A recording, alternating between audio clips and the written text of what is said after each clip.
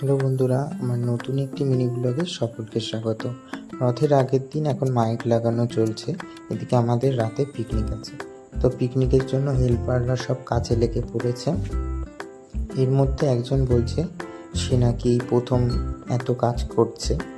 তো তারপরে আমি মাংসটা রান্না করে নিয়েছিলাম। প্রথমে মাংসটা রান্না করার পর রাইসের চালটা সেদ্ধ করতে দিয়েছিলাম।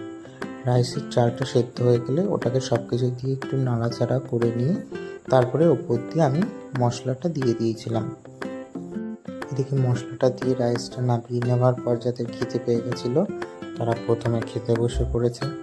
তারা মন ভরে খাওয়া দাওয়ার পর এখন তাদের খাওয়া দেখতে ব্যস্ত রয়েছে, আরেক টিম যে কখন উঠবে। তারপরে এখন আমরা সবাই খেতে বসে পড়েছি পরের টিম। এদিকে দেখো সবাই চুপচাপ হয়ে পড়েছে ঝালে, এর মুখে কোনো কথা নেই।